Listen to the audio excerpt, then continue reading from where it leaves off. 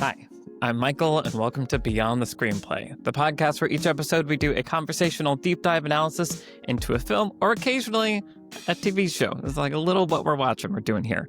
Today we're talking about Stranger Things Season 5, Part 1, consisting of the first 4 episodes of the season, created by the Duffer Brothers. I'm joined by the Beyond the Screenplay team, Trisha Aran. Hello, everyone. Brian Bittner. Ego. And Alex Calleros. Hi. All right, so Stranger Things final season is here, and we're going to talk about it. So this is kicking off 3 episodes we're going to do, talking about this first part, the next part, and then the final part. So we got Christmas and New Year's, the next release dates, and then maybe we'll do a little wrap-up reflection episode. Maybe we'll build that into the final episode. I don't know. We're going to feel it out. But I'm excited to talk about this. I've been looking forward to this basically all year, and now it's here. So let's talk about it. So Stranger Things, it's 9 years old now? It's right. It's not quite been 10 years since it released or something. Mm-hmm. I remember being annoyed hearing about it when it first came out. I'm just like, oh my god, is this strange? It's like the 80s. It's like, oh my god, and like my feelings on 80s movies are well established at this point.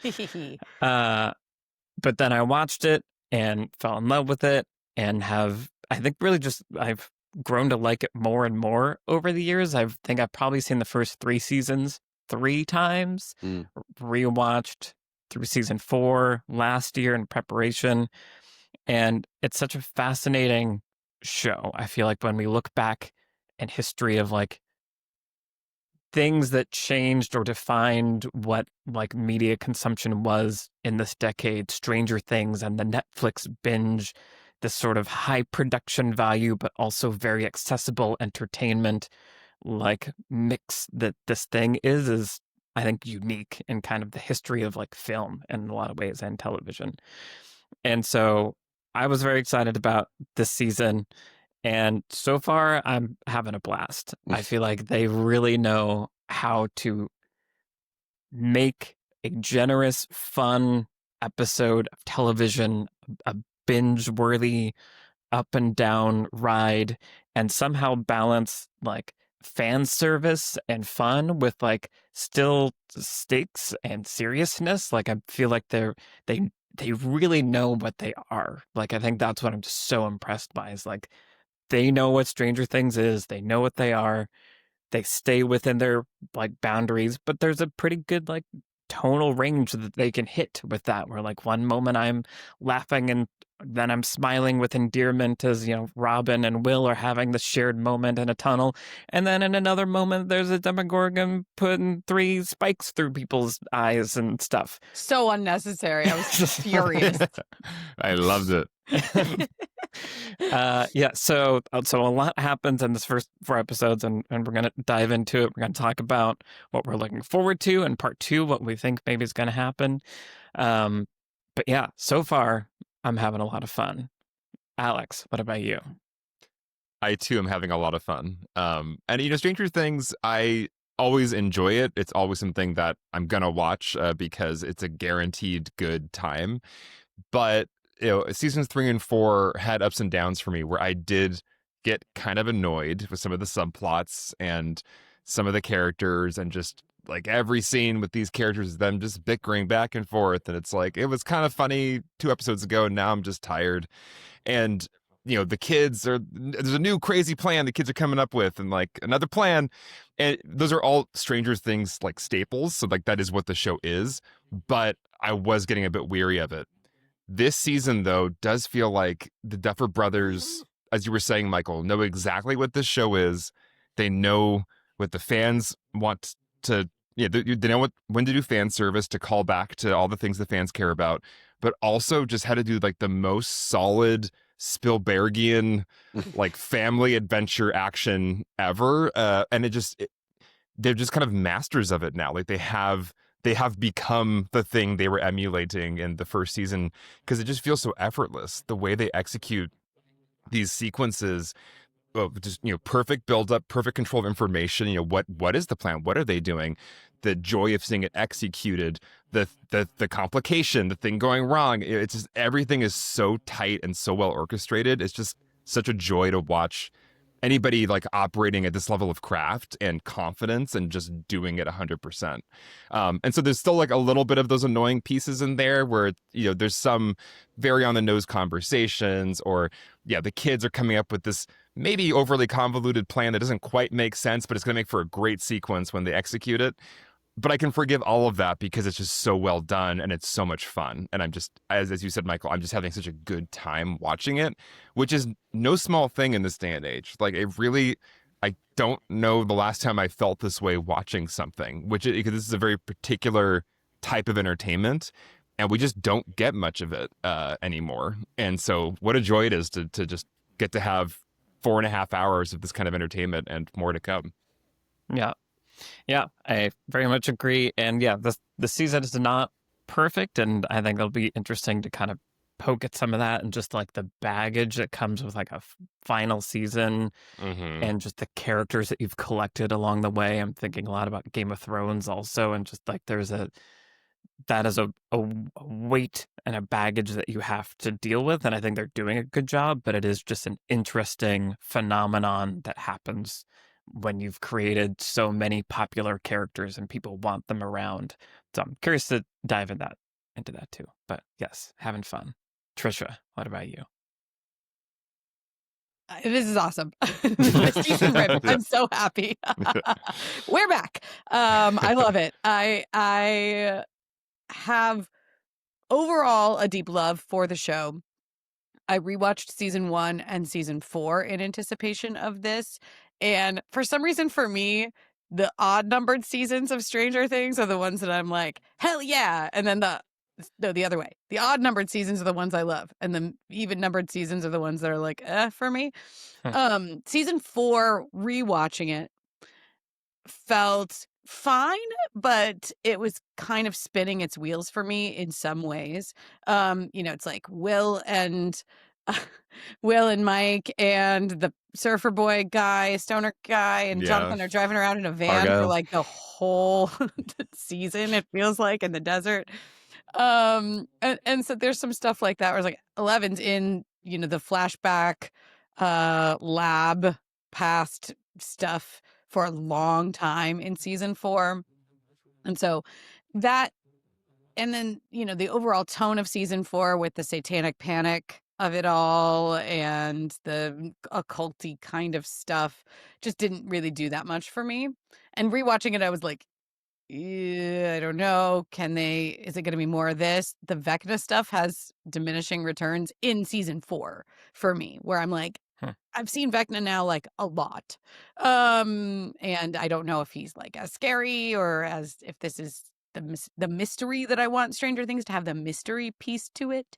So Stranger Things 4 felt a little yikesy. So going into this, I was certainly wary, but it rules. It's so good. It's such a return to form in so many ways. It's so tight. The pacing is so brisk.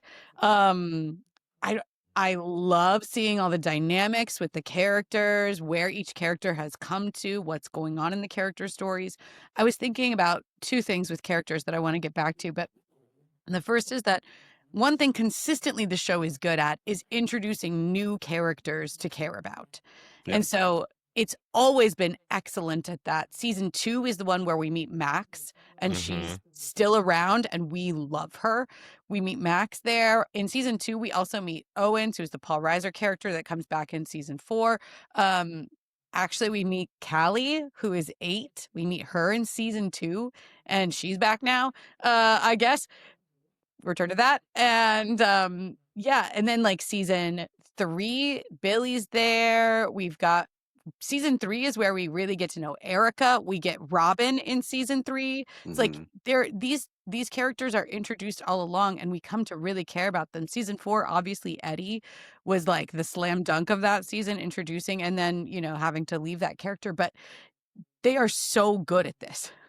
They are so good at interesting characters that we really come to invest in and care about. And in this season, they're smart to bring Holly in here. Like Derek, I'm like, by the end of this most recent episode, I'm like, yeah, go Derek, it's go. very Like, impressive that they managed to do that arc and made a new in lovable 2 character. episodes, So I'm well now done. all about Derek Turnbow. I'm like, how do you do this? They're so good at this. And also the other thing that they're amazing at characters is unexpected character pairings. Like Robin and Will had not spoken up until like two episodes ago, and now I'm super invested in this friendship, and it becomes the turn for Will, right? That speaks like truth to him, that it enables him to come into his power. It's so good. The 80s actiony stuff, I think one of the things I didn't like about season 4 is, like I said, the occulty stuff. It's just not my cup of tea. And then this is more like 80s actiony, it feels like, and tons of like Demogorgon fights, and like I like all of that. I think it is really working well. And the references to the 80s movies, like the direct Ferris Bueller references are here, and like I love it.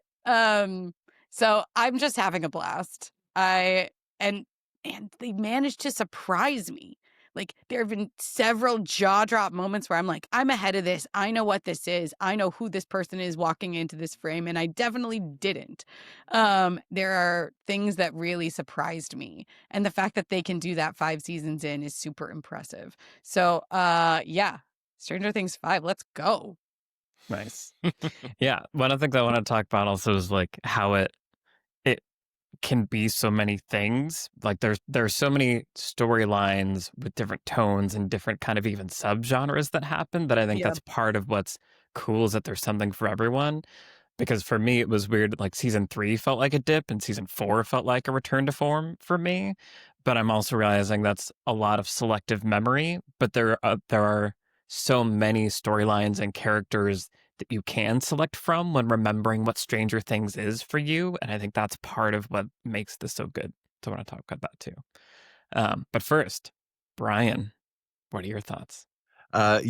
First, like, want to just mention like some of the meta of it all, which I think I found it was a little bit of a fleshy wall that I like had to get past over the course of like the first episode or so.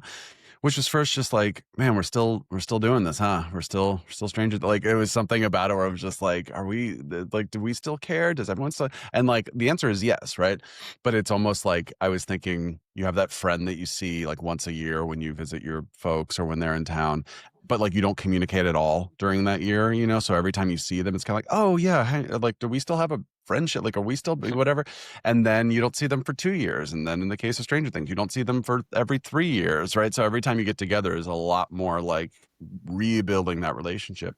Also, sometimes you're like, oh my gosh, I love this person. Like, I wish we hung out all the time, right? You know what I mean? Like, so that can go either way.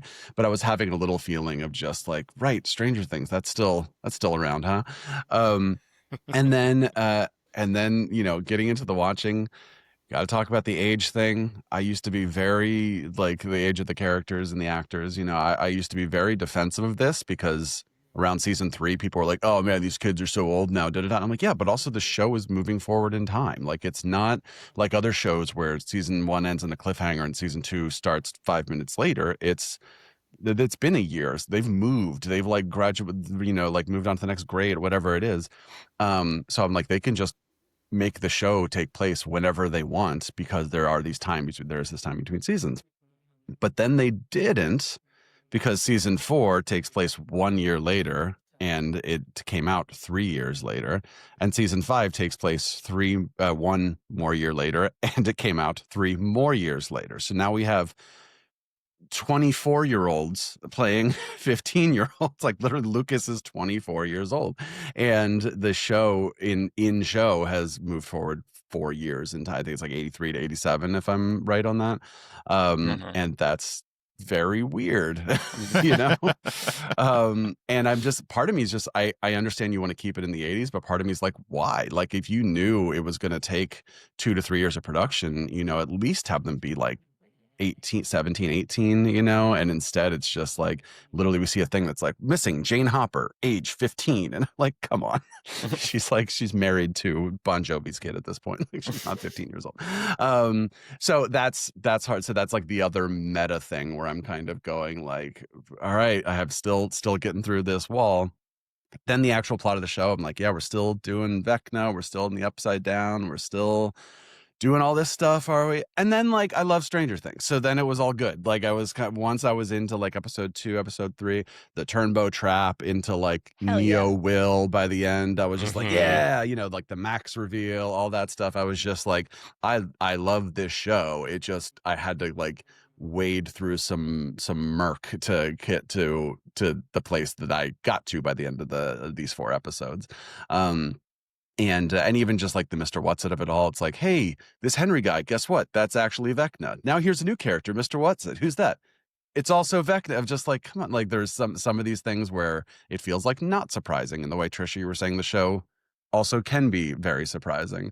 But then again, I was delighted by just like the experience of watching it in general. Just like I'm never like not happy watching Stranger Things, even when it's like, we watched a very long recap of the first 4 seasons, and I was like, what the hell is this show? Just like Russia and the pet Demogorgon, and like 11 was an X-Man for a little while. I'm just like, what is happening? But it's just like I'm always having a good time, and it's nice to feel like we're here and like we're building towards like a finale. It doesn't feel, I thought season 4 was the final season, and I was like, why are we spending so much time on this new character? Why are we're not going anywhere? Now it's like this feels like it is a final season that knows it's a final season, and I'm very like excited to be here and can't wait for the last episodes. I just want to quickly defend the age doesn't bother me. I think it's okay if it bothers you. I actually was feeling that a little bit, but the 1-year time jump, I know it's only been a year, but there is a time jump between season 4 and this one. It's a 1-year time jump, and I know that they don't look 15 or 16, but they look like I buy them as like seniors in high school. Like I buy them as it doesn't bother me. I was worried because the end of season 4, when the ground opens up and it seems like Vecna's coming to the surface and the war is starting tomorrow, and then I have to wait 3 years for it. I'm like, how are you going to do that? But they do it, right? They cover everything up with the metal on the ground, and they militarize Hawkins, which I think is a smart idea. And I want to get back to the construction of how it all works. But I think the time jump was super smart to do it that way. And overall, gets you some of the age problem. And I respect the call to not de-age. Sure. I respect that. 100%. Because when the stuff with 11 was all de-aged in season 4, I really didn't like it. And they opened with de-aged Will. Yeah. I was like, no. But they only do it that one time. And actually, it's really interesting in the flashback in the final episode, which we can come to, but it's like they had different kids cast. They actually cast kids to play young Will and young Jonathan. Like, that was nice. It was really nice. I was like, yeah, okay. So I get if it's bumpy for you, I validate your feelings. It isn't bumpy for me. I'm okay with it. I'll just chime in that I forgot that they were supposed to be 15 or 16, or even though they have the years on screen, I was kind of like not even thinking about the fact that they were so tiny in the first one. So they kind of do a good job of not mentioning like what grade they're in or what time of life they're in, except for just like they're still in high school. And I just filled in the blanks of like, yeah, they're 18 in high school because they look 18. Well, and Erica's in high school now, right? We see her, or I guess she's in middle school. We see her in the class of their teacher from the first season and stuff. So yeah. Right. Yeah, I guess I just don't understand why they didn't. Like the time jumps are good. I'm glad that show does that. So why not have a longer time jump? Yeah, exactly. Okay. Yeah, I think I'm kind of in between, but more toward the Brian side, where like I feel like they were hanging a lantern on. No, it's only been 4 years. Like they put the years on screen. Right. Erica's in high school. Like there are very clear things, and I'm like, Holly was not this Holly girl is not however old she's supposed to, right? But I think for me, it also doesn't matter because, and I think that's part of what's kind of fascinating about Stranger Things and how it's evolved over the seasons. Season 1 felt pretty grounded, pretty like gritty, it's sci-fi, there's fantastical elements, but it felt like it was really trying to be like, this is a horror movie, like serious, like believable world. And by season 3, the Russians have built a huge like reactor, like hundreds of floors underneath the mall. Like, like there's somehow they don't jump the shark with that. But that, I think that's part of why I struggled with season 3, is that it felt like, okay, we're going into like make believe land a little bit here. We're like, this isn't a believable realistic world anyway. There's like a Terminator guy in that season, right? Like there was a Russian assassin who was just like the Terminator. Oh yeah, but it was fine because the things that I care about, which are like having fun, and the character stories that are dealing with this world are still consistent, are still really, really good. And so I think that's part of them figuring out what is Stranger Things and knowing what they are, is that like, to be honest, in this season, I don't really feel a whole lot of stakes, like actual stakes. Like, I'm not that worried about what's going to happen, but I'm having a good time because I want to see the characters go up against whatever they're going up against. Like, I want to see, Mike lead a bunch of kids through a Stranger Things Children of Men long take while the Demogorgons are flying people around. Like, it's pretty awesome. Yeah. So, like, there is this weird... The world of the show is weird. And I think for me, part of it is just like, yeah, there's a 24-year-old mother playing, a 10-year-old, like whatever, like those weird things are okay because the world of the show somehow has been able to hold a bunch of goofy things, but still make them meaningful and matter. Yeah, I agree with you that like the show doesn't feel like it's trying to be super grounded, obviously. So like because of that, I do feel like I'm fine watching what feels like actors on a stage playing, as opposed to like you're really going to believe that like this moment is happening right now. I also think for me, there is a meta stakes of final season means anybody can die. So anytime Joyce stands up to like defend children, I'm like, this could be it for Joyce. And so I am enjoying that aspect of it too, of like, I do feel like the plot armor is off now because, you're going to have to kill some people in this final season. And it could be characters we really love, including Hopper, as Hopper walking with the suicide vest. I was like, well, yeah, they're going to do this mid-season death. They haven't done it yet, but I think that's been a fun aspect of it in a meta way. Hopper could die for the 3rd time? Right. I feel like that's an undercutting thing for me. Yeah. Sure. Well, to talk about final season things, I think part of my fascination going into this was how are they going to deal with the final season-ness of it all? And like you pointed out, Trisha, season 4 ends with like, the earth is opening and the upside down is coming to the right side up and there's going to be a war and like nothing's going to... That's what I was bracing myself for, is like, reset the board. There is no Hawkins and like it's all totally different. And they managed to contain it, paper over that part, and then build a containment, this militarized zone that is a little vague because it feels like people can drive around and like, I don't quite understand exactly where the boundaries are of where they can leave and not and stuff, but it is still letting it be in Hawkins, forcing the characters to stay within the boundaries of this story world. And so I think that's a cool construction thing. But I'm also feeling a little bit of there are like so many characters, and sometimes it's really fun to see new pairings. Like, yeah, Will and what's her name? Maya. Robin, thank you. Is a really fun thing that like came out.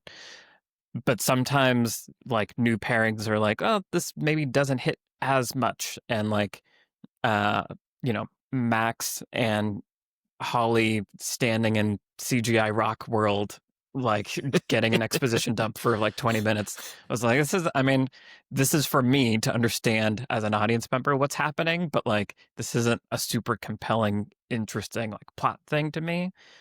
And I think one of the things that Game of Thrones did, and we won't get into spoilers, but that was a problem for me, is it had that meta thing that you were talking about, Alex, of this is the last season, anyone can die. and it like really played with that and kind of hung a lamppost on like, this is a goodbye for this character and this is a goodbye for this character, and then kind of kept not actually doing it and holding it until the end. And I think there's power in, if you're going to kill people in a final season, do it more frequently, like make the battle or earlier.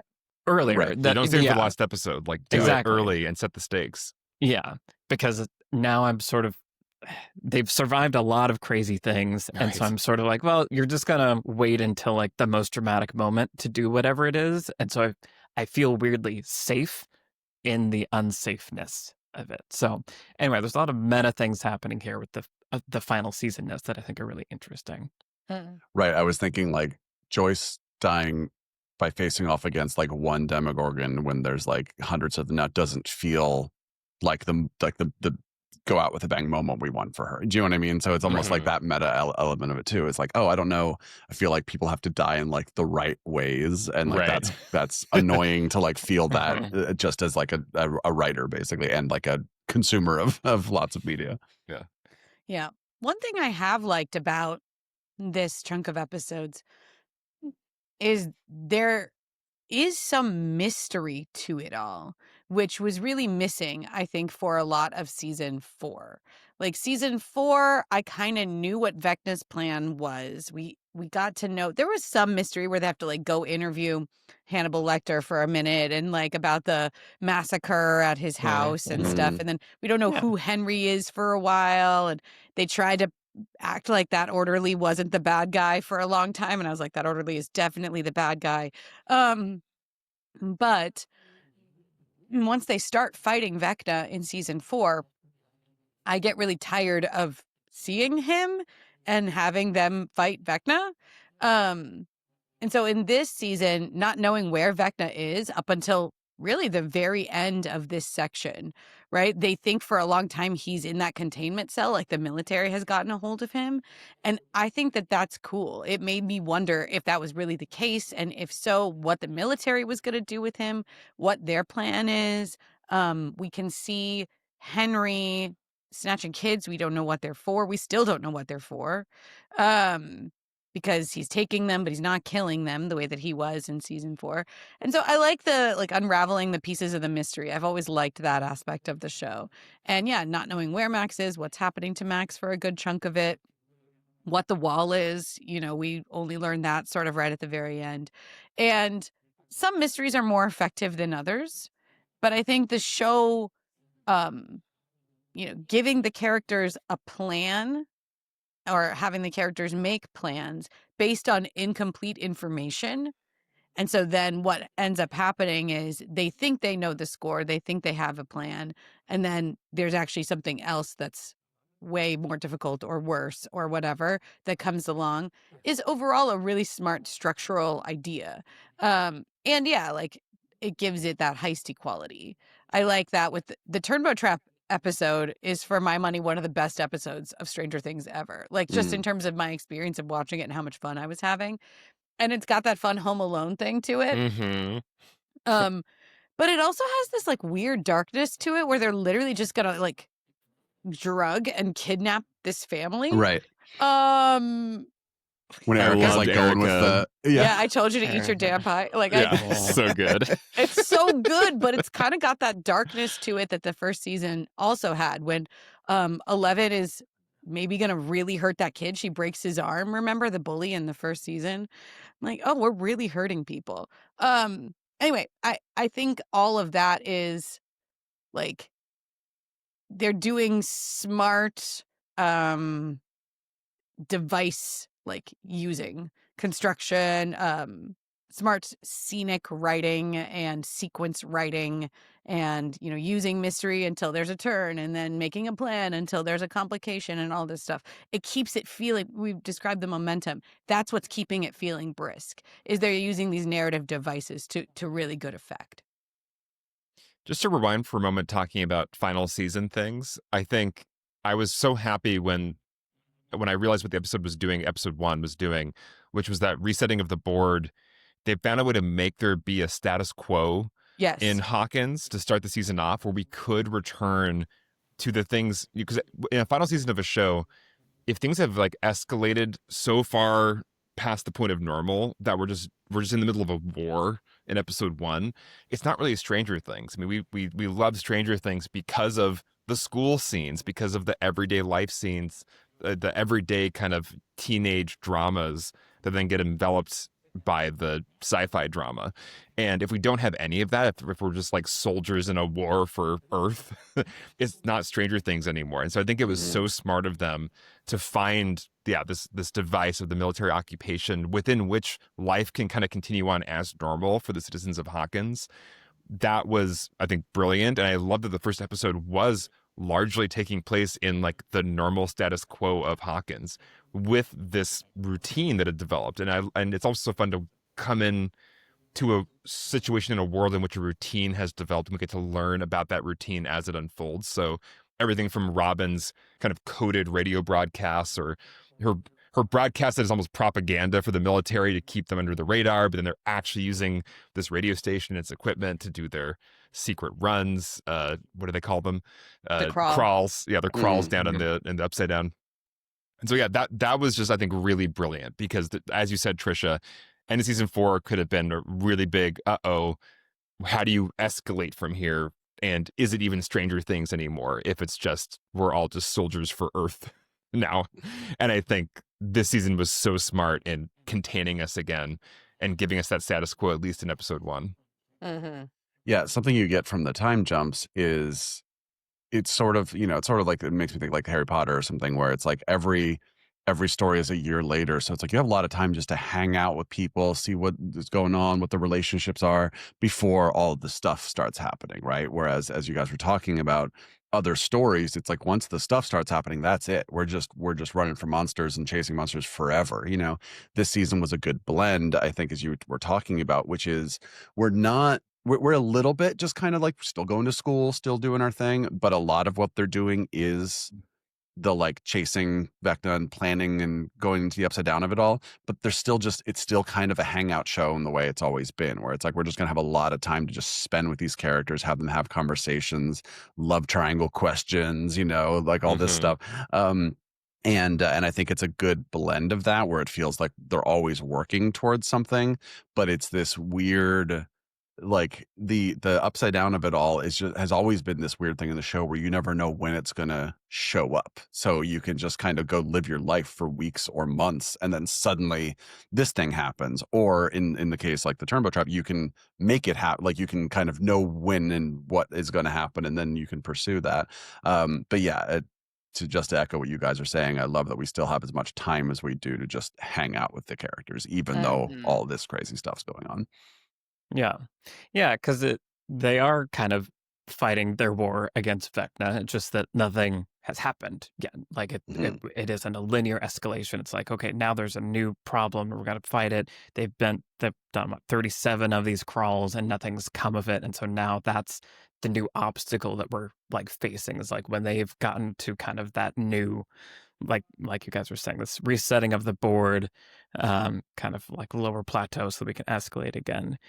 And I think that's smart design. And I think the Robin radio show, as you were calling out, Alex, is such a smart design. It's like a subtle thing, but I was like, you guys are like, yeah, because like exposition dump, but it works. Exposition dump, but there's like multiple layers, as you were calling out, where she's saying one thing, implying other things, so it's tying into their plan.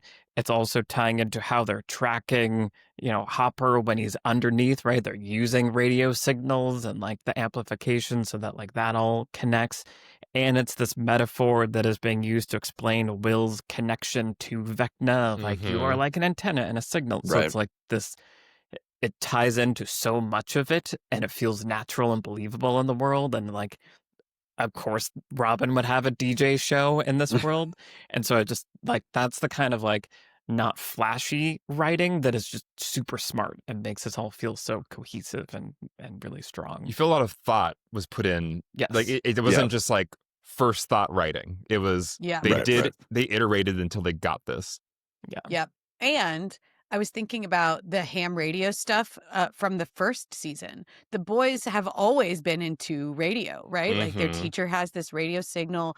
They actually are using it in the first season a little bit to communicate, and then they have their walkie-talkie. So these are tech savvy kids, right? These are like AV kids essentially.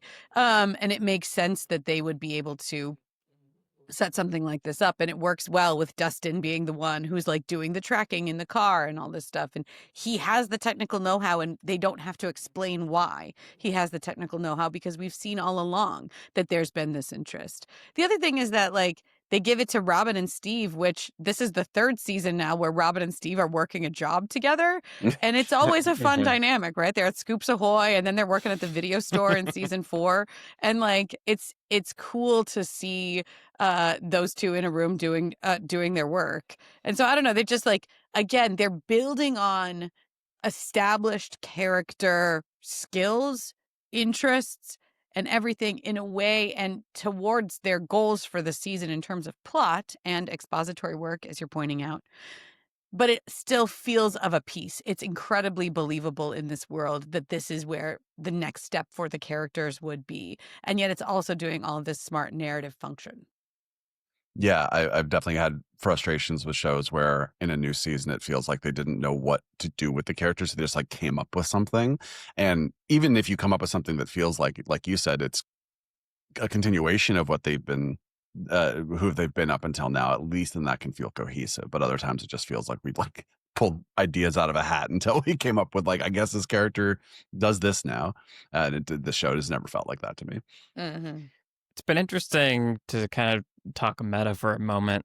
There have been articles and social media posts, like people crying out about why does it take so long for new seasons? Like, I don't want to have to wait 2 years or 3 years for the next season of House of Dragon or Stranger Things. But like, I want it now.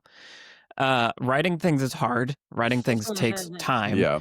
If you hold this up against Wednesday season 2, which is another like Netflix super mega hit that they clearly wanted to like start to cash in on and get more in there and develop the world of, I think the writers of Wednesday season 2 did the best they could, but you could feel hey, writers, we need a new season next year. Can you quickly write a story? And it doesn't feel organized. It feels like kind of all over the place. It doesn't have that attention and care that we're talking about that is here in Stranger Things. And so I think that's Wicked for good. Check out our Patreon exclusive episode. Yeah. Yeah. Anyway, so I think it's interesting that we're in this moment where there's good examples of when you have time, you can make things with care, and people are sort of starting to have this entitled demand of like, I want things with care faster now. Right. Give it to me now. And it's like, well, that's hard. You want 10 months from now a season of television that took 3 months to make. You don't want 10 months from now a season of television that took 10 months to make, because you just don't know that that's not what you want. Real quick, I was thinking like video game world, where the Assassin's Creed games, when they first started coming out, they wanted to put a game out every year, which then they like still kind of are, which was cool for a while. And then I was just like, I went from playing all of the games to being like, I don't care anymore. Like tell me when there's a good one and maybe I'll go back. And then like in video game language, it's like usually like 2 to 3 years for like a company to make their next game. That feels like about right. I want to like miss it and be excited for it to come back. And I've always had the issue of my favorite video game companies and filmmakers and bands all take 7 years to make everything. It's good when it comes out, but I'm like, oh, this is too long, right? So I get that. I get the frustration of like 3 years for another season of Stranger Things and then 3 years for another season. That feels like a lot, right? But at the same time, I think we don't appreciate that when you have an overabundance of something, you stop caring about it. Or it's easier to stop caring about it. And that's what the people who want more right now don't realize, is that they probably don't. They probably don't want it as quickly as they think they do. Yeah. Remember how long we waited for Andor season 2? We waited a long time. But also just wanting to say this, to my eye, and I am not the expert here, but it looks incredible. Like, this to me looks amazing. And so obviously they have a lot of money to pour into it, but also time, right? Visual effects take time. And like, you look at the Demogorgon in season 1 and you're like, okay. And then there are a lot of very, effects heavy shots in in this season, and to me they look really good. And so I think that's another part of it, is like, not only do you have to have the writing in place, but just in terms of time you have to allow. We were talking about Wicked Part 2 and post-production, and that takes a lot of time, and visual effects take a lot of time. And so that has to be factored into the timeline. It just does, if you want it to look good. Yeah. Just because we brought up VFX really quick, all the character VFX, like you're calling out the Demogorgon, all that is amazing. Like that you can do that for television in so many shots is amazing. One of my bumps is that I feel like the Upside Down often doesn't look amazing to me. Like when Hop and Eleven are standing and talking, I'm like, you're standing nowhere. And I can tell that like this is a fake environment. I obviously have a different, I can see things that most people don't, but that's actually been one of my bumps, is like we spent so much time in the Upside Down and it looks really fake to me that like the magic of the Upside Down is kind of getting like chipped away at. We're there so much. Yeah. Yeah. Our producers called me a nerd on the side. Alex. Yeah, well, and just going back to the time it takes to do good writing, I think the writing process is a winding and convoluted road. And oftentimes you have to go in the wrong direction, or you try something out and then you find a spark of something that really works, and then you kind of rethink the whole thing. And I'm starting to see when a project has gone through that process, and you can see it because things so tightly fit together and are so exactly right, thematically or character-wise. And I think one of the things that I can tell they discovered and kind of built the finale of the season around was that Will Robin arc. And to me, it embodies the best of Stranger Things because it's tapping into a real teenage experience of discovering yourself. And, being in the closet requires a lot of energy and a lot of mental load to kind of like, essentially hide a part of yourself. And it's an amazing metaphor to say, coming out of the closet or no longer worrying about hiding your true self is a huge release of energy. And it's literalized in the show with him becoming, the new 11 or whatever. And it's like, that is magic. Like that is the coming together of all the things. And I don't know if you get that, on your first draft. Like that requires exploration and realizing, oh my God, this is what it's about. He's the perfect vessel for this thematic thing. And it just, when that kind of, the kind of teenage childhood experience is married so perfectly with the sci-fi horror metaphor, it's just like what your show is, and you just did it 100%, and it's like the most amazing payoff. And yeah, once again, I don't think you get that if you rush your show in a year. You have to spend the time to find that. One of my minor bumps with the show, has always been that Will has been so kicked around and beaten down by everything all the time. And it Season feels, 1. He's been through so much. It feels a little problematic. Like it's always felt a little bit like a kill your gaze trope. And I was like, you cannot. And so when he started to experience his flashes and stuff again this season, I was like, oh God, we're doing this with Will again. Oh, right. Will's got a feeling. Oh boy. He's always suffering. The suffering. Yeah. Sweet William.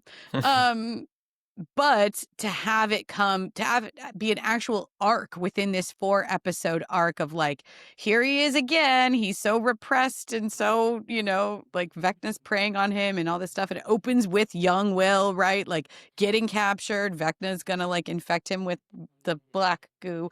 And to have it not only be not a kill your gaze, but like, no, this is empowerment. This is Will coming into his true self is so, I was like, wanted to stand up and cheer. I was so excited. It was so good. For it to take this turn, because you have to. This is 2025. Like you have to. You can't do tropes anymore. You have to embrace the journey that you're taking these characters on. And it's again where you can feel the love. Both in the writing and in the performances, and just what everybody clearly it feels for the show. And I think once again, why it doesn't feel like a first draft version of the empowerment thing is that it taps into a truth about the experience, what Robin essentially says. Mm-hmm. It's not just, oh, we have somebody who is from a underrepresented group and now they are suddenly powerful. It's like there's an actual metaphor about the experience of being gay and coming and becoming okay with yourself, and the energy that releases it's not just a generic, like a minority person is now super powerful because we're flipping the trope on its head. It's also has there's an integrity to it and an honesty about the character to it. I just think that's so great. Which has been a part of Will's journey all along, right? It makes it feel earned rather than like pasted on top. Like Will's had these identity questions since the very beginning, wondering about himself and who he is and how he fits into his friend group, into Hawkins, everything. Yeah. And so, yeah, it's really cool to see it come all the way up. Yeah. And I think it's doing that like specificity to universality thing also, like, because again, it's not a first thought, slap it on top thing. It is earned. There's a reason this chunk of episodes starts with Will, right? Like it is sort of it's really upsetting too. I feel like the way it's almost like he's like violated by Vecna. Yeah, it's a very upsetting opening, and it feels like there's this deep traumatic thing being imprinted on him in that opening sequence. And I can now see it's kind of for a reason. This 4-episode arc is about Will. And we got to talk about structure, because I think that is what was really clear to me too, was that they knew these 4 episodes were being released together, and there's going to be a break after episode 4, and they were constructed with that in mind from that first scene to the last scene. Yeah, which is interesting. I mean, first of all, I just want to echo again, like this being his superpower is like his love and being able to like express himself and be himself is like, such a great universal and specific message, and plugs into the sci-fi and plugs into the plot. Like, just again, underlining, highlighting, that's really impressive. That's super cool. That's what I come to Stranger Things for. So like I feel like if we hadn't had that in this like 4-episode thing, I don't know that I would be feeling this satisfied. But like because we get this complete arc and this new like superhero Will, I'm like energized and like reinvested for the next part, which is again this kind of getting to that structure that you're talking about. I'm blanking. Like, what is there? Like, what's the moment where he gets it? Like right there at the end. Like I just can't remember. There's a flashback to kind of like grainy. There's a long sequence. There's like a grainy like home video sequence of like him as a kid. Oh yeah. And you hear Robin. You hear Robin's voice like echoing over it about how it's like once you realize who you are and you accept who you are. Okay, cool. Yep. I think that was what embodied it for me, was that sequence. And like those beats are set up throughout these 4 episodes, right? Where like of course, Will sees Robin, knows the secret about her, that motivates Robin to kind of try to explain, which opens up, more connection. She gets to then say like, here's how you know. And we see then, Will trying to, expressing that. Robin sees that, like him and Mike. Like, I feel like those things are plotted out really well, which again takes the time and the knowledge that this is where you're going, so you can be telling that story and building it up so that it pays off. And with his mom too, right? It's not just it's not just about his sexuality. It's again about him becoming himself. I think I would be shocked if Will ends up with like a love interest or like a happy romantic ending, right? There's no one to pair him with. And so I think that, but the arc is about becoming yourself. And that goes with like, hey mom, I'm not a kid anymore. You have to trust me, right? Those things are all built into it. And also Will finding his place in the friend group. And, even when Mike tells him like, you're a sorcerer, you have power.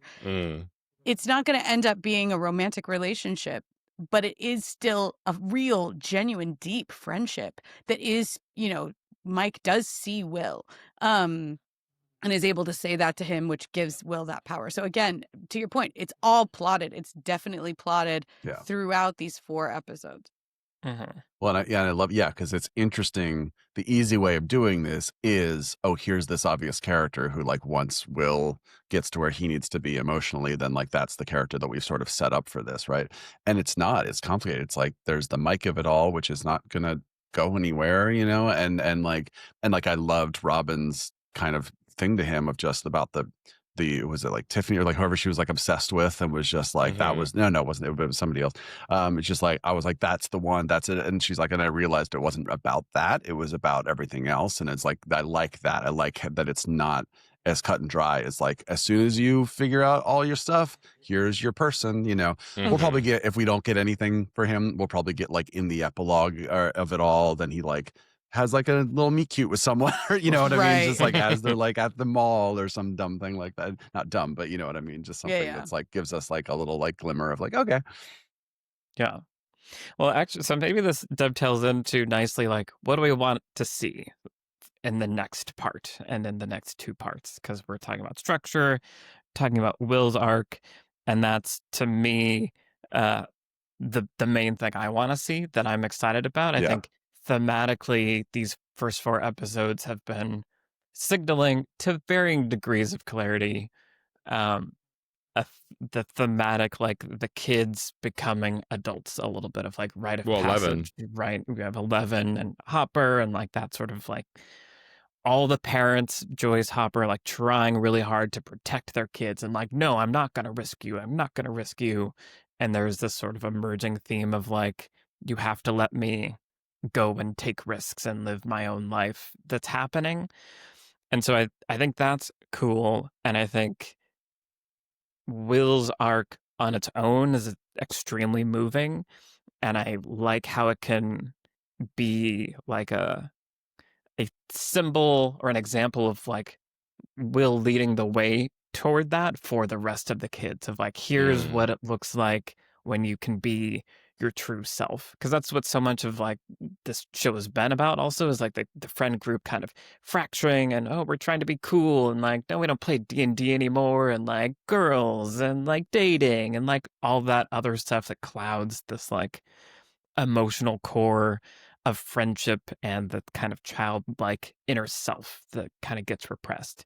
And so that's what I'm really excited to see, is like how that all dovetails with the insanity of Demogorgons and Victa and all that stuff. But just like getting to see these kids become adults and what decisions they're going to make, what sacrifices they're going to have to give to that, and how the parents are going to react to all of that, is that emotional core is what I'm really looking forward to. And I feel like if we only have, because it's 3 episodes in the next chunk, and then just 1 for, or is it 2 and 1? Is it 3 and 1? I think it's 3 and then 1. Yeah. 3 and 1. Okay. Yeah. So 2 didn't feel like enough. 3 feels like enough. I'm sure the finale will be very long. I'm sure the finale will be very long, but by the end of the next chunk, I imagine sacrifices are going to have to be made, and it's going to hurt. And I'm sadistically really excited about that. Yes. Yeah. Brian, what about you? Where do you? I'll say that everything we're already talking about, which is relationships. I've often thought with this show that what makes it work is that I care as much about the characters. Well, actually, I care more about the characters than I care about what's actually going on in the show of it all, Sure. And to almost to the point where I could be like, just give me Stranger Things without any of the Stranger Things, right? That's a different show, obviously, but like almost to the point where that would be like satisfying enough. And yeah, Will, I'm also like, I'm curious, the Will of it all, like it's literally been 2 seasons of like subtext with Will, where like at no point has anyone said out loud anything, you know what I mean? It's just been like, hey, what are feelings? Feelings are weird. How do you know when you have things that are feelings that do things? You know what I mean? It's just like, I'm curious whether they'll just continue with that and just kind of have like, Joyce do like a, hey, I got you, I understand, whatever, or if it's going to be like, we're going to actually say these things out loud now. Go ahead. I think Will is going to have to tell Mike, or at least there's going to have to be something. Right. And it'll go, obviously it's not going to be a happy ending there, but it's going to be like arriving at a place of like, I think being accepted by Mike, and Will like accepting that that's never going to happen. I think we will have a scene of that. And I think it will be ultimately really beautiful, or at least I hope so. Yeah, I think I agree that that's what I hope for, but I'm also like, I don't have a specific thing that I want there as much as I'm just like very much looking forward to seeing where we go from here with Will. And yeah, just in general, it's like I don't know that I care about Nancy and Jonathan like specifically this season, you know. But at the same time, and obviously we have like Eleven and Hopper, of just like relationships. I love them. I love watching them happen. I want more of them, you know. And like you said, Michael, we're going to have some heartbreaks and we're going to have all sorts of stuff. But like I almost don't care at all about how the Vecna of it all wraps up. Like, right. In the sense that like I'm not really, there's nothing I'm hoping for. I can't wait to see when this person faces off against that person, whatever. I know I'm gonna have a blast when all of those things happen, but ultimately I'm just looking forward to spending more time with my friends. Yeah 100%. Trisha, what about you? Also, Linda Hamilton is here. We have to say that. That's Linda Hamilton is I was going to talk about that in my. Yeah. I'm looking forward to. And I love Dustin so much. I have to say that real quick before we move on. Like, I just love like mini Eddie, like Dustin, basically, who's just like pissed off all the time and has rings and like just like wants, you know. I'm just like I love this guy. So yeah, more Dustin. Mm-hmm. Yeah. Yeah, I agree that the Nancy, Jonathan, Steve love triangle isn't super firing on any cylinders for me this season. Although in the past I have cared about it, but I actually really like what's going on with Nancy and Holly, and Nancy feeling like she's responsible for what's happened to Holly and her parents. And like I find that I'm looking, you know, for what the kids, the younger kids, like the Great Escape kids, what those kids are doing thematically, right? There's something that Vecna says in the last episode here where he's like, children are innocent and they're weak, and that kind of thing. And I feel like Nancy is maybe interplaying the most with that, except for maybe somebody like Joyce. But I am interested to see what they do with it. What Nancy is gonna end up, I don't know how that sort of unresolved thing. Now they're trying to act like Nancy's so mad, which I love angry Nancy. She's awesome. She's like, oh, really? Let's test this theory. And they're going to go, you know, shoot the tracker into the bales of hay or whatever. But I like angry Nancy. They're kind of acting like maybe she's super angry because she doesn't know her love life is unresolved. But actually, I like it more when she's sitting in the hospital with Mike and she's saying, like, I knew this was the plan. I was inside Vecna's head last time and I didn't do anything to stop it. What's my responsibility here as the oldest sister and as like, a leader in that sense. And so I'm curious to see what happens with Nancy in that because I've always really liked that character. And then, yeah, I'm with you. I also don't care at all about Vecna. I assume we'll see. Never cared about that guy. It's just like he's like a fine villain. I don't know. Like no really shade on the actor's performance or anything. So interesting. Like, I don't know. I don't care about. I have to say, like, when I saw the season 4 trailers and it was like we are introducing like a man who is gross looking as like the big bad, I was like, is that Stranger Things? Like, did I want that? I think it works. He was super cool in the finale of this episode. He's made of sticks now. The way he killed all the people was super cool. But yeah, I was never really seeking kind of like a dude bad, like a Thanos bad guy for this franchise. And it was a cool reveal, like who he was, and like I liked all the 11 flashbacks in the last season. But I don't know why I should care about him or why he's compelling as a villain in this season. What I was going to say is we are going to find out more about his trauma, right? Like why he won't go in Max's cave that she lives in and stuff like that. Yeah. And I assume we're going to get some Back to the Future stuff where we're probably going to get some de-aged Winona Ryder, and we're back in like the Hawkins High in the 1959. I see you, Duffer Brothers. I assume we're going to get more of that in the next chunk. We'll be back there. We'll be more because, you know, Max and Holly now are in Vecna's head. And so they're going to root around in there and they're going to see some trauma and they're going to see the way to beat him probably. And they're going to use that in the finale plan. And so maybe that will make me care more about Vecna. But so far, no. Yeah, I think it's interesting. I think for me, like Vecna, the like blah, blah, blah, version of Vecna, like is not that interesting to me. That's how I describe what he looks like. But the Henry of it all. The Henry of it all Yeah, in season 4 and the relationship with Elle and that kind of complexity there, that worked for me as a villain and like that reveal of it. But I also felt like that was resolved. Like I don't care anymore about Henry's trauma or what the deal. Like we already did that. So I am also not compelled by Vecna in this season. And I like that you called out the Nancy of it all, because I also want to lean forward every time she's on screen, because she's been one of the more interesting characters across the show. And I feel like there wasn't enough time to set up her relationship with Holly, like to for me to be identifying and feeling those same feelings that she is. I'm having to kind of remind, literally in the first episode when that girl was running around, I was like, who is this? Right. Oh, right. They have a sister. Oh, right. Okay. Like, so there is that sort of part of that meta thing. I guess she would have been 7. They kind of purposefully aged her up to like 9 or 10. So they're kind of canonically changing her age. She's played by a 14-year-old. So like, I feel like the Holly of it is like hard for me, but it is such a big part of the motivation of the characters. And I do wish there's maybe a little bit more time for me to care about Holly the way that Mike and Nancy are supposed to. It would have been nice, they have a scene at the beginning where everyone's coming down to the breakfast table and like there's all this ruckus and stuff.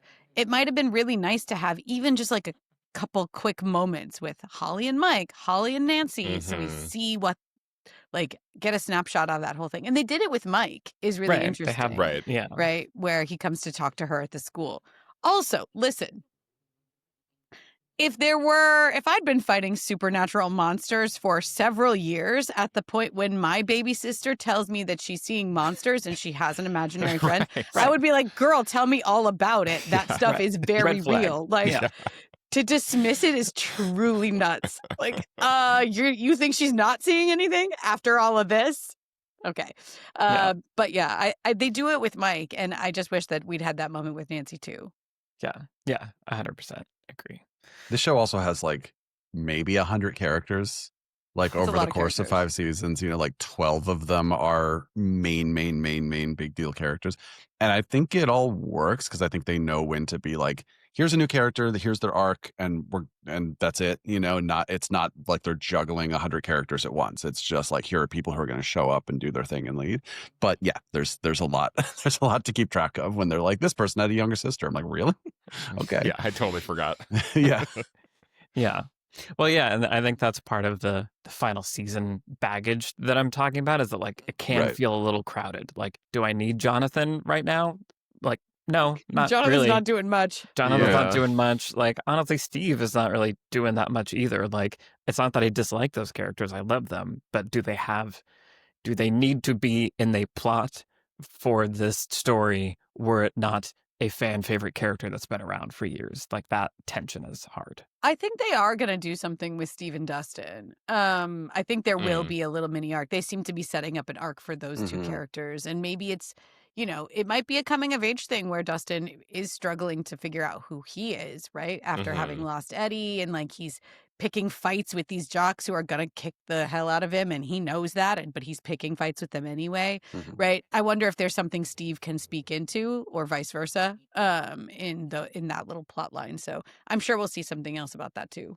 Do you think Steve's gonna make it? I don't know. Because I don't know. You're gonna do that to Dustin again? Kill both of his role models? But maybe that's how he like gets back. I don't know. The show can be cruel sometimes. Yeah. So. Which is part of the 80s. Steve, you're gonna do of it. No, I hope not. But exactly that reaction is why they might do it. I don't know. We'll see. It's gotta mean something. Right.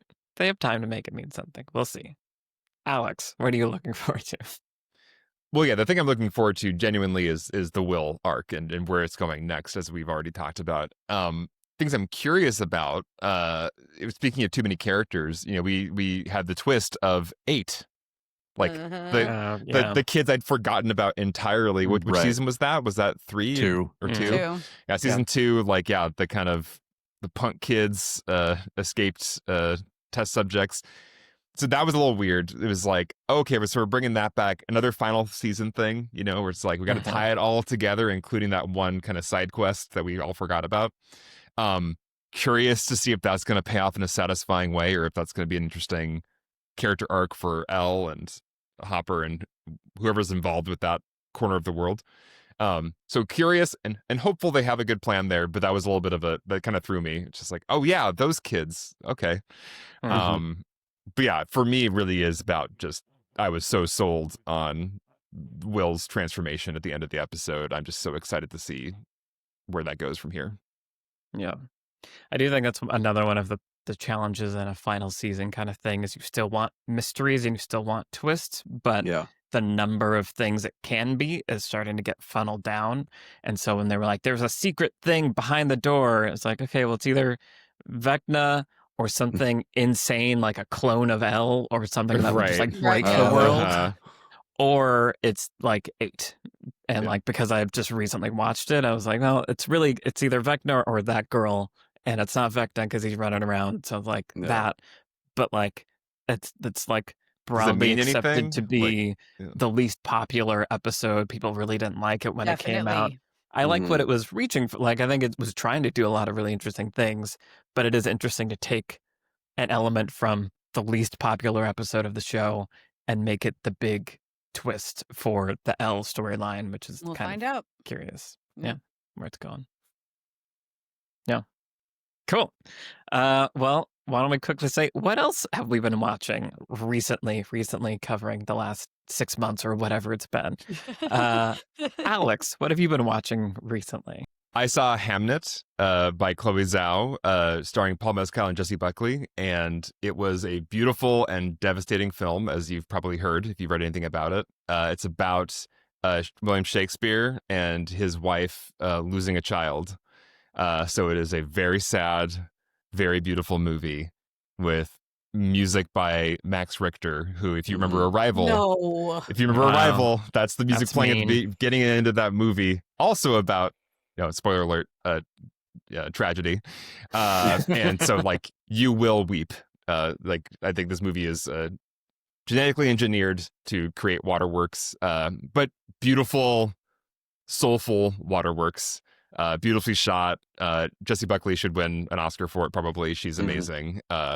There's one scene where she just like scream cries, and it's like crazy how like authentic and real it feels. So yeah, it's a very moving, beautiful, cry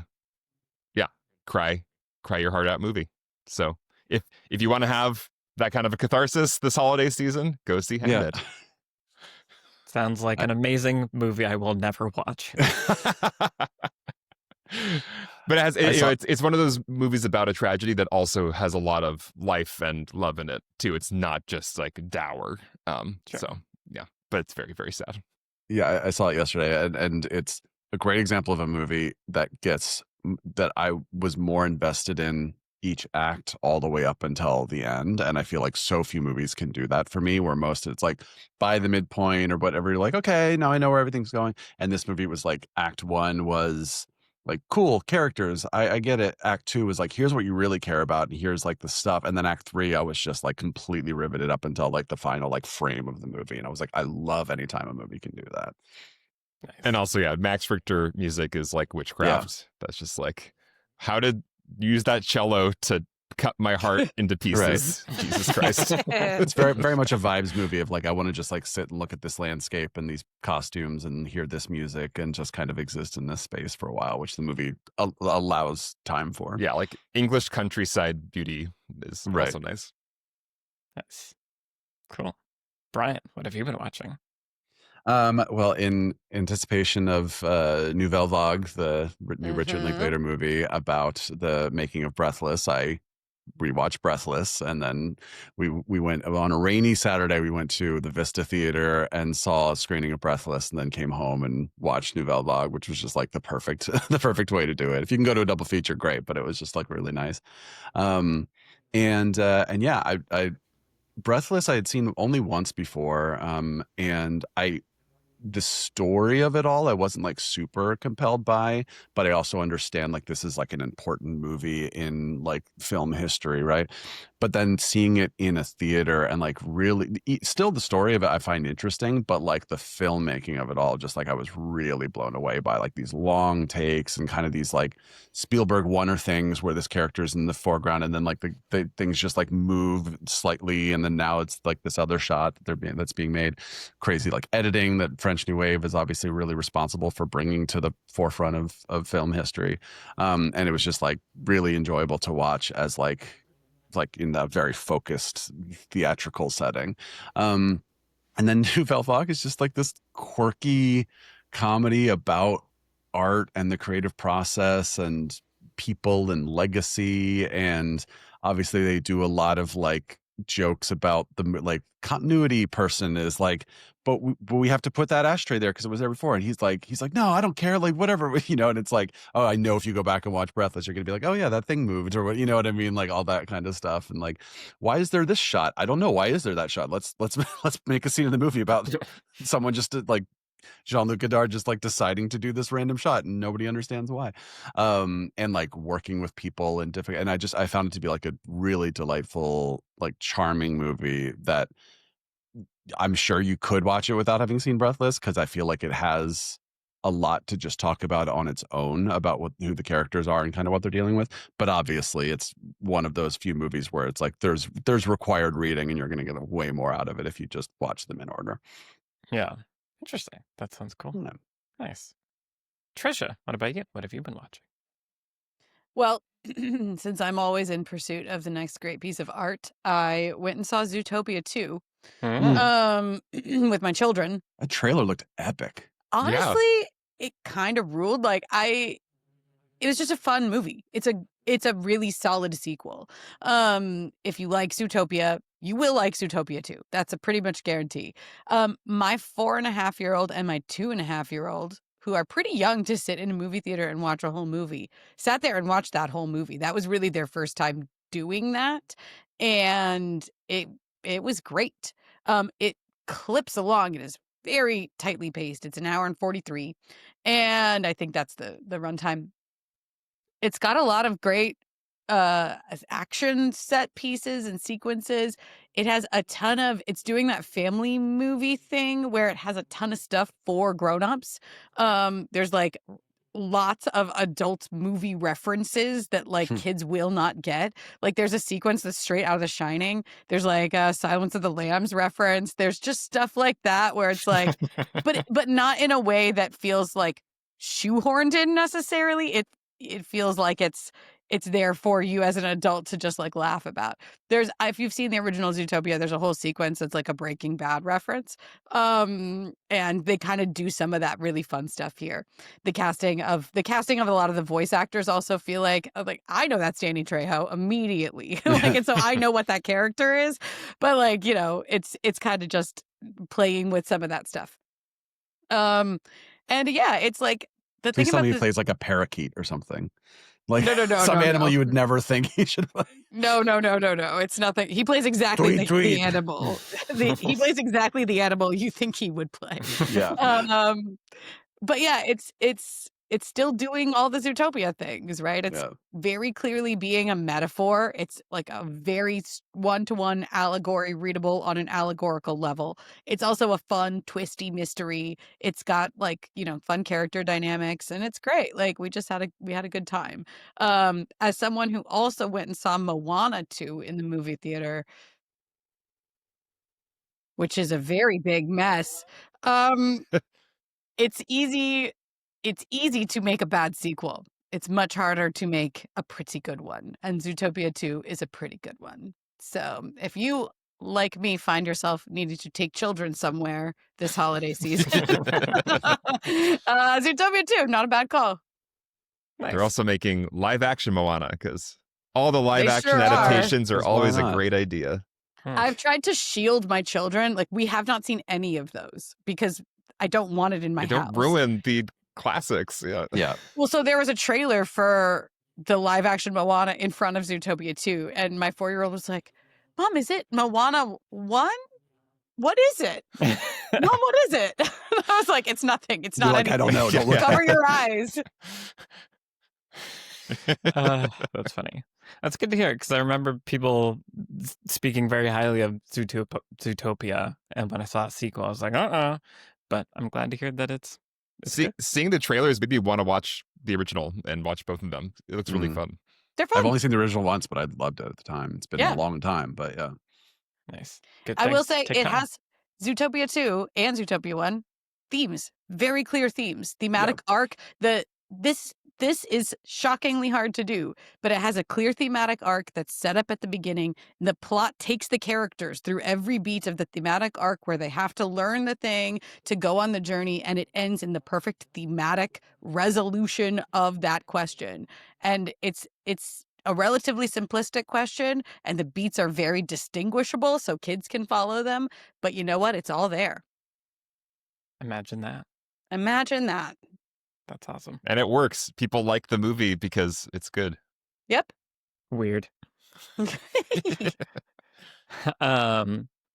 I watched Task on HBO. Ooh. So Task, it's not a great name. I think they didn't do themselves favors with this. It's honestly, it's like 90% of the reason I didn't think to watch it.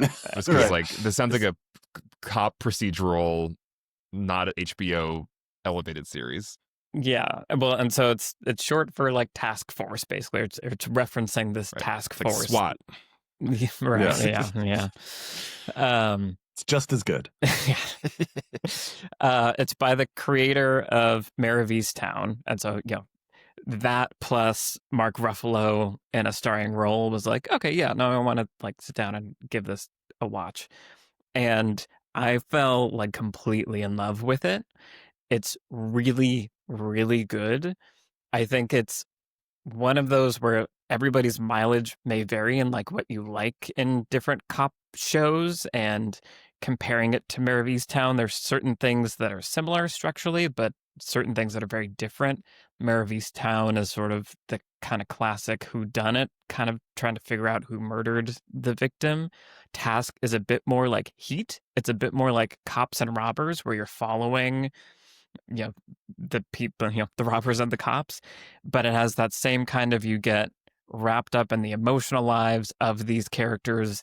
It does that thing where everybody is a human and has like 3 dimensions to it. Even the worst villains, you understand their psychology and kind of feel for them.